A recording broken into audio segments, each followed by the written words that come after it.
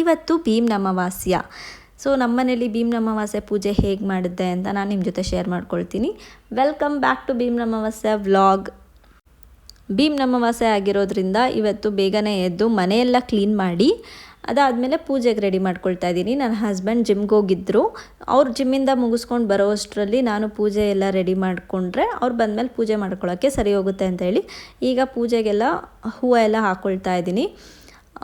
ಈಗ ನನ್ನ ಮಗ ಕೂಡ ಅದಕ್ಕೆ ಜಾಯಿನ್ ಆಗಿದ್ದಾನೆ. ಅವನು ಕೂಡ ಅಮ್ಮ ನಾನು ಹೂವು ಇಡ್ತೀನಿ, ನಾನು ಪೂಜೆ ಮಾಡ್ತೀನಿ ಅಂತ ಹೇಳಿ ನನ್ನ ಜೊತೆ ಜಾಯಿನ್ ಆಗ್ತಾನೆ. ಎವ್ರಿ ಟೈಮ್ ಅವ್ನು ಹಂಗೇನೆ ಪೂಜೆ ಮಾಡಬೇಕಾದ್ರೆ ಅವ್ನು ಫಿಕ್ಸು ನನ್ನ ಜೊತೆ ಬಂದು ಪೂಜೆ ರೂಮಲ್ಲಿ ಕುತ್ಕೋಬೇಕು.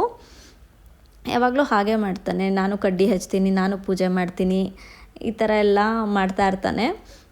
ನಾನು ಓಕೆ ಫೋನ್ ನೋಡೋದು ಅದು ಇದು ಮಾಡೋದಕ್ಕಿಂತ ಇದು ಬೆಟರ್ ಅಲ್ವಾ, ನಮ್ಮ ಜೊತೆ ಆರಾಮಾಗಿ ಅವನು ನಾವು ಮಾಡೋ ಕೆಲಸದಲ್ಲಿ ಇಂಟ್ರ್ಯಾಕ್ಟ್ ಮಾಡಿಕೊಂಡು ಇರ್ತಾರೆ. ಆ್ಯಂಡ್ ಆಲ್ಸೋ ಈಗ ನಾನು ದೀಪ ಹಚ್ಕೊಳ್ತಾ ಇದ್ದೀನಿ. ಹೂವು ಹಾಕಿ ಎಲ್ಲ ರೆಡಿ ಆಯಿತು. ನನ್ನ ಹಸ್ಬೆಂಡ್ ಕೆಳಗೆ ಬರೋ ಅಷ್ಟರಲ್ಲಿ ನಾನು ಪೂಜೆ ಎಲ್ಲ ಮಾಡಿಕೊಂಡ್ರೆ ನೆಕ್ಸ್ಟ್ ಅವ್ರಿಗೆ ಪಾದ ಪೂಜೆ ಮಾಡೋಕ್ಕೆ ಸರಿ ಹೋಗುತ್ತೆ ಅಂತ ಹೇಳಿ ಈ ಭೀಮ್ನ ಅಮಾವಾಸ್ಯೆನ ನಾನು ಮದುವೆ ಆಗಿ 6 ವರ್ಷ ಆಯಿತು. 6 ವರ್ಷದಿಂದನೂ ನಾನು ಮಾಡ್ತಾಯಿದ್ದೀನಿ. ಅದರಲ್ಲಿ 1 ವರ್ಷ ಮಾತ್ರ ನಾನು ಪ್ರೆಗ್ನೆಂಟ್ ಇದ್ದೆ, ಆವಾಗ ಮಾಡೋಂಗಿಲ್ಲ ಅಂತ ಹೇಳಿದರು. ಆವಾಗ ಬಿಟ್ಟು ಇನ್ನೆಲ್ಲ ಪ್ರತಿ ವರ್ಷವೂ ಮಾಡಿದ್ದೀನಿ. ನನಗೆ ತುಂಬ ಖುಷಿ ಆಗುತ್ತೆ ಈ ಪೂಜೆ ಮಾಡೋದಕ್ಕೆ. It's not just about reel ಆಗಿರ್ಬೋದು ಅಥವಾ ಏನೋ ಫೋಟೋ ತೊಗೊಳೋದಕ್ಕೆ ಅಂತ ಅಲ್ಲ, ನನಗೇನೋ ಈ ಪೂಜೆ ಮಾಡೋದೇ ಒಂಥರ ಖುಷಿ ಆಗುತ್ತೆ. ಈ ಪೂಜೆ ಈ ಹಬ್ಬಗಳಲ್ಲಿ ಅದರಲ್ಲೂ ಎಸ್ಪೆಷಲಿ ನನಗೆ ವರಮಹಾಲಕ್ಷ್ಮಿ ಹಬ್ಬ ದ ಮೋಸ್ಟ್ ಫೇವ್ರೆಟ್ ಹಬ್ಬ ನನಗೆ ಹೇಳಬೇಕು ಅಂದರೆ ಅದು ಮತ್ತು ಈ ಭೀಮ್ನ ಅಮಾವಾಸ್ಯೆ ಇವೆರಡು ನನಗೆ ಸ್ವಲ್ಪ ತುಂಬ ಇಷ್ಟ ಆಗುತ್ತೆ. ವರಮಹಾಲಕ್ಷ್ಮಿ ಹಬ್ಬ ಯಾಕೆ ಅಂದರೆ ಅದು ಲಕ್ಷ್ಮಿ ಕೂರಿಸೋದು, ಅದಕ್ಕೆ ಅಲಂಕಾರ ಮಾಡೋದು, ಅದು ಏನೋ ಒಂಥರ ತುಂಬ ಖುಷಿ ಕೊಡುತ್ತೆ. ನೆಕ್ಸ್ಟು ಆ ಹಬ್ಬ ಇದೆಯಲ್ಲ ಆ ವ್ಲಾಗ್ಗಳು ಬರುತ್ತೆ, ಯಾರೂ ಮಿಸ್ ಮಾಡ್ಕೊಳ್ಳೋಕೆ ಹೋಗಬೇಡಿ. ಈಗ ಮನೆಯಲ್ಲೆಲ್ಲ ಪೂಜೆ ಮುಗಿಸಿ ನೆಕ್ಸ್ಟ್ ನನ್ನ ಮಗನೂ ಇವಾಗ ಅವನು ಕಡ್ಡಿ ಇಟ್ಕೊಂಡು ಪೂಜೆ ಮಾಡ್ತಾ ಇದ್ದಾನೆ. ಅವನ ಹತ್ರನೂ ಈಸ್ಕೊಂಡು ಇಟ್ಟು ಅದಾದಮೇಲೆ ನನ್ನ ಹಸ್ಬೆಂಡ್ ಇವಾಗ ರೆಡಿ ಆಗೋಕ್ಕೆ ಹೋಗಿದ್ದಾರೆ. ಅವ್ರು ಬರೋ ಅಷ್ಟರಲ್ಲಿ ನಾನು ಬ್ರೇಕ್ಫಾಸ್ಟ್ ರೆಡಿ ಮಾಡ್ಕೊಳ್ಬೇಕು. ಕಮ್ಮಿಂಗ್ ಟು ಮೈ ಸ್ಯಾರಿ ಇದು ಪರ್ಟಿಕ್ಯುಲರಾಗಿ ಇದು ನನ್ನ ಪೇಜ್ದೆ ಸ್ಯಾರಿ. ನಾನು ಸ್ಯಾರಿ ಸೇಲ್ ಮಾಡ್ತೀನಿ. ಸೊ ಯಾರಿಗಾದರೂ ಬೇಕು ಅಂತ ಅಂದರೆ ನಾನು ಡಿಸ್ಕ್ರಿಪ್ಷನ್ ಬಾಕ್ಸಲ್ಲಿ ವಾಟ್ಸಪ್ ಗ್ರೂಪ್ ಲಿಂಕ್ ಆಗಿರ್ತೀನಿ, ನೀವು ಜಾಯ್ನ್ ಆಗ್ಬೋದು. ದ ಪರ್ಟಿಕ್ಯುಲರ್ ಸ್ಯಾರಿ ಬೇಕು ಅಂದರೆ ನಾನು ನಂಬರ್ ಹಾಕಿದ್ದೀನಿ, ನೀವು ಅದಕ್ಕೆ ಕಾಂಟ್ಯಾಕ್ಟ್ ಮಾಡಿದರೆ you can get it.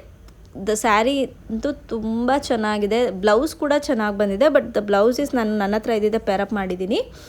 The Kalamkari blouse ಬಂದಿದೆ. ಮೆಟೀರಿಯಲ್ ಯಾವ ಥರ ಬರುತ್ತೆ ಅಂತ ಅಂದರೆ ಇದು ಲೆನಿನ್ ಫ್ಯಾಬ್ರಿಕ್, ಅಂದರೆ ಲೆನಿನ್ ಕಾಟನ್ ಥರ ಮಿಕ್ಸ್ ಇದೆ. ವೇರ್ ಮಾಡಿದ್ರೆ ಎಷ್ಟು ಚೆನ್ನಾಗಿ ಕಾಣಿಸುತ್ತೆ ಅಂದರೆ ತುಂಬ ಡೈರೆಕ್ಟಾಗಿ ನೋಡೋಕ್ಕಂತೂ ತುಂಬ ಚೆನ್ನಾಗಿ ಅನ್ನಿಸ್ತಿತ್ತು. ಫ್ಯಾಬ್ರಿಕ್ಕು ಅಷ್ಟೇ ತುಂಬ ಸಾಫ್ಟಾಗಿದೆ, ಉಡೋಕ್ಕೆಲ್ಲ ಹಿಂಸೆ ಅನಿಸಲ್ಲ, ಅಥವಾ ವೇರ್ ಮಾಡಿ ಕಂಫರ್ಟಬಲ್ ಆಗಿರ್ಬೋದು, ಮಕ್ಕಳನ್ನ ಎತ್ಕೊಳ್ಳೋದಾಗಿರ್ಬೋದು, ಅದಕ್ಕೆಲ್ಲ ಏನು ಹಿಂಸೆ ಅನಿಸಲ್ಲ. ತುಂಬ ಚೆನ್ನಾಗಿತ್ತು ನನಗೆ ಸ್ಯಾರಿ. ಯಾರಿಗಾದ್ರೂ ಬೇಕು ಅಂದರೆ ನೀವು ಆ ಗ್ರೂಪ್ಗೂ ಜಾಯ್ನ್ ಆಗ್ಬೋದು. ವೆರಿ ಪ್ರೀಮಿಯಮ್ ಸ್ಯಾರಿಗಳೆಲ್ಲ ಸಿಗುತ್ತೆ ನಿಮಗೆ. ಅಂದರೆ ಒಳ್ಳೆ ಪ್ರೈಸಲ್ಲಿ, ತುಂಬ ಹೆವಿ ಅಂತ ಅನಿಸಲ್ಲ, ಪ್ರೈಸಿ ಅಂತ ಎಲ್ಲ ಏನೂ ಅನಿಸಲ್ಲ.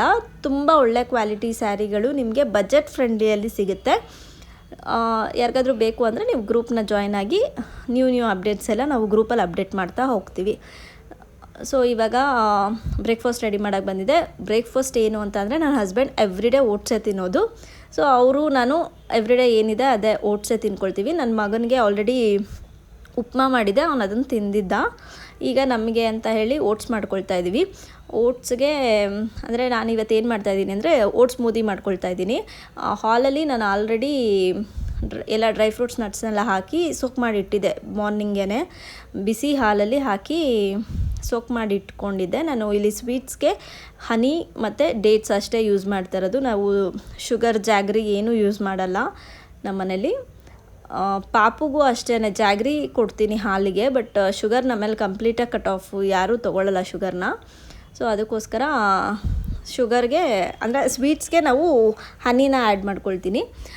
ಇಲ್ಲಿ ಏನು ಅಂತ ಅಂದರೆ 50 ಗ್ರಾಮ್ಸ್ ಆಫ್ ಓಟ್ಸ್ ಹಾಕ್ಕೊಂಡ್ರೆ ಇಬ್ಬರಿಗೆ ಕ್ವಾಂಟಿಟಿ ಕರೆಕ್ಟಾಗಿ ಆಗುತ್ತೆ. ಅವ್ರದ್ದು ಪರ್ಟಿಕ್ಯುಲರ್ ವೆಯ್ಟ್ ಇದೆ, ಇಷ್ಟೇ ತೊಗೊಳ್ಬೇಕು ಅಂತ ಹೇಳಿ ಡಯೆಟ್ಟು. ಸೊ ಅದಕ್ಕೋಸ್ಕರ ಅಷ್ಟು ಆ್ಯಡ್ ಮಾಡಿ ಕೊಡ್ತೀವಿ. ತುಂಬ ಟೇಸ್ಟಿ ಚೆನ್ನಾಗಿರುತ್ತೆ, ಹೆಲ್ತ್ಗೂ ಒಳ್ಳೆಯದು. ನನ್ನ ಮಗಂಗೆ ಈ ಥರ ಸ್ಮೂದಿ ಎಲ್ಲ ಮಾಡಿದಾಗ ನಾವು ಪಾಪುಗೂ ಇದನ್ನೇ ಕೊಡ್ತೀವಿ. ಆಫ್ಟರ್ ಬ್ರೇಕ್ಫಾಸ್ಟ್ 1 hour 2 hours ಬಿಟ್ಟು ಕೊಟ್ಟರೆ ಮಕ್ಳಿಗೂ ತುಂಬ ಒಳ್ಳೆಯದು. ಯಾಕೆಂದರೆ ಅವರು ಡ್ರೈ ಫ್ರೂಟ್ಸ್ನೆಲ್ಲ ಡೈರೆಕ್ಟಾಗಿ ತೊಗೊಳ್ಳಲ್ಲ. ನನ್ನ ಮಗ ಅಂತೂ ಎಸ್ಪೆಷಲಿ ಅವನು ತೊಗೊಳ್ಳೋದೆ ಯಾವುದು ಕ್ಯಾಶ್ಯೂಸ್ ತೊಗೊಳ್ತಾನೆ, ಪಿಸ್ತಾ ಅಷ್ಟೇ, ಇನ್ಯಾವುದು ಡ್ರೈ ಫ್ರೂಟ್ಸ್ ಅವ್ನು ತಿನ್ನಲ್ಲ, ಎಲ್ಲ ರಿಜೆಕ್ಟ್ ಮಾಡ್ತಾನೆ. ಸೊ ಅದಕ್ಕೋಸ್ಕರ ಈ ಥರ ಮಾಡಿಕೊಟ್ರೆ ಕುಡ್ಕೊಳ್ತಾನೆ, ಆಟ ಆಡಿಕೊಂಡು ಅಥವಾ ನಾನೇ ಕುಡಿಸ್ತಾ ಇದ್ದರೆ ಕುಡ್ಕೊಳ್ತಾನೆ. ಇದಾದಮೇಲೆ ಇವಾಗ ಬ್ರೇಕ್ಫಾಸ್ಟ್ ಎಲ್ಲ ರೆಡಿ ಆಯಿತು. ರೆಡಿ ಮಾಡಿ ಇವತ್ತು ಬ್ರೇಕ್ಫಾಸ್ಟ್ ಜೊತೆಗೆ ಒಂದು ಯಾವುದಾದ್ರೂ ಫ್ರೂಟ್ ಇಟ್ಟಿರ್ತೀನಿ. ಪೊಮೊಗ್ರಾನೇಟ್ ಇತ್ತು, ಎರಡೂ ರೆಡಿ ಮಾಡಿ ಇಟ್ಟು ಈಗ ನನ್ನ ಹಸ್ಬೆಂಡ್ ಬಂದಾಗ ಅವ್ರಿಗೆ ಪೂಜೆ ಸ್ಟಾರ್ಟ್ ಮಾಡ್ಕೊಂಡ್ವಿ. ಈ ಪೂಜೆ ಏನು ಅಂದರೆ ನನ್ನ ಮಗಂಗೆ ತುಂಬ ಹೊಸದು ಇದು. ಅಂದರೆ ಲಾಸ್ಟ್ ಇಯರೆಲ್ಲ ಅವನು ಸ್ವಲ್ಪ ಚಿಕ್ಕವನಿದ್ದರಿಂದ ಅವನಿಗೇನು ಅರ್ಥ ಆಗಿಲ್ಲ ಅಥವಾ ಅವನಿಗೆ ಅದೇನು ನೆನಪಿಲ್ಲ. ಈಗ ಅವನಿಗೆ ತುಂಬ ಕ್ವೆಶ್ಚನ್ ಮಾಡೋದ್ರಿಂದ ಏನಿದು ಅಂದರೆ ತುಂಬ ನ್ಯೂ ಥಿಂಗ್ಸ್ ಅನಿಸ್ತಿದೆ ಅವನಿಗೆ. ಇದೆಲ್ಲ ಏನು ಹೊಸದು, ಏನಕ್ಕೆ ಅಮ್ಮ ನಿನ್ನ ಕಾಲಿಗೆಲ್ಲ ಹಿಂಗೆ ಇಡ್ತಿದ್ದಾರೆ, ಯಾಕೆ ಪಾಪ, ಏನು ಪಾಪ, ಈ ಥರ ತುಂಬ ಕ್ವೆಶ್ಚನ್ಸ್ ಕೇಳ್ತಾ ಇದ್ದ. ಅವ್ರ ಅಪ್ಪನ್ನ ಯಾಕೆ ಪೂಜೆ ಮಾಡ್ತಾಯಿದ್ದಾರೆ, ನಿನಗೆ ಯಾಕೆ ಮಾಮಿ ಮಾಡ್ತಿದ್ದಾರೆ ಅಂತೆಲ್ಲ. ಸೊ ನೋಡಿ ಎಷ್ಟು ಕ್ಯೂರಿಯಾಸಿಟಿಯಿಂದ ನೋಡ್ತಾ ಇದ್ದಾನೆ ನನ್ನ ಮಗ ಇವತ್ತು ಅಂತ. ತುಂಬ ಚೆನ್ನಾಗಾಯಿತು ಪೂಜೆ ಎಲ್ಲ. ಅವನು ತುಂಬ ಎಲ್ಲ ತಿಳ್ಕೊಂಡ ಅನಿಸುತ್ತೆ. ಅವರಪ್ಪ ಎಲ್ಲ ಹೇಳ್ತಾಯಿದ್ರು ಹಿಂಗೆ ಸುಮ್ಮನೆ ಅಪ್ಪ ಮಮ್ಮಿ ಪೂಜೆ ಮಾಡ್ತಿದ್ದಾರೆ, ಈ ಥರ ಮಾಡಬೇಕು ಅಂತ ಹೇಳಿ. ಆ್ಯಂಡ್ ಆಲ್ಸೋ ಈಗ ಇದಾದಮೇಲೆ ಅಮ್ಮ ನೆಕ್ಸ್ಟು ನನಗೆ ಮಾಡು ಅಂತ ಹೇಳ್ತಾ ಇದ್ದ. ಪಪ್ಪದಾದ್ಮೇಲೆಲ್ಲ ನಿನಗೂ ಮಾಡ್ತೀವಿ ಅಂತ ಹೇಳಿದ್ವಿ. ಅದಕ್ಕೆ ಸೈಲೆಂಟಾಗಿ ನಿಂತಿದ್ದಾನೆ ಅಲ್ಲೇ ಪಕ್ಕದಲ್ಲಿ, ಅವ್ರ ಅಪ್ಪನ ಪಕ್ಕದಲ್ಲಿ. ನೆಕ್ಸ್ಟ್ ಅವ್ನು ಮಾಡಿಸ್ಕೊಳ್ಳೋವರೆಗೂ ಬಿಟ್ಟೇ ಇಲ್ಲ. ಇವ್ರ ಅಪ್ಪನ ಪೂಜೆ ಆದಮೇಲೆ ಅವನು ಕೂರಿಸಿ ಸುಮ್ಮನೆ ಕಾಲಿಗೆಲ್ಲ ನೀರು ಹಾಕಿದ್ದಾಯಿತು. ಇದಾಗಿತ್ತು ನಮ್ಮ ಮನೆಯ ಭೀಮನಮಾವಾಸ್ಯೆಯ ವ್ಲಾಗ್, ಭೀಮನಮಾವಾಸ್ಯೆ ಪೂಜೆ ವ್ಲಾಗ್. ಹೋಪ್ ನಿಮಗೂ ಇಷ್ಟ ಆಗಿದೆ ಅಂತ ಅಂದ್ಕೊಳ್ತೀನಿ. ಆ್ಯಂಡ್ ನಂದು ಲಾಸ್ಟ್ 2 ಶಾರ್ಟ್ಸ್ದು ಎಲ್ಲರೂ ಕೇಳಿದರು, ಅಂದರೆ ನನ್ನ ಮಗನ ಬರ್ಡೇದು ಹಾಕಿದ್ವಿ ಅಲ್ಲ, ಅದಕ್ಕೆ ಕ್ವೆಶ್ಚನ್ಸ್ ಕೇಳಿದರು, ಮೇಕಪ್ ರಿಲೇಟೆಡ್ ಕೇಳಿದರು, ಯಾರು ಮೇಕಪ್ ಅಂತ ಹೇಳಿ. ನಾನು ಇನ್ಸ್ಟಾಗ್ರಾಮಲ್ಲಿ ಆಲ್ರೆಡಿ ಅಪ್ಡೇಟ್ ಮಾಡಿದ್ದೀನಿ, ಅಂದರೆ ಮೆನ್ಷನ್ ಮಾಡಿದ್ದೀನಿ. ಆ ಮೇಕಪ್ ನಾನೇ ಮಾಡ್ಕೊಂಡಿರೋದು. ನಾನು ಮೇಕಪ್ ಆರ್ಟಿಸ್ಟ್, ಸೊ ನಾನೇ ಮೇಕಪ್ ಮಾಡ್ಕೊಂಡಿರೋದು. ಹೇರ್ ಬೈ ನನ್ನ ಫ್ರೆಂಡ್ ಭಾಗ್ಯ ಅಂತ ಹೇಳಿ ಅವ್ರು ಮಾಡಿರೋದು.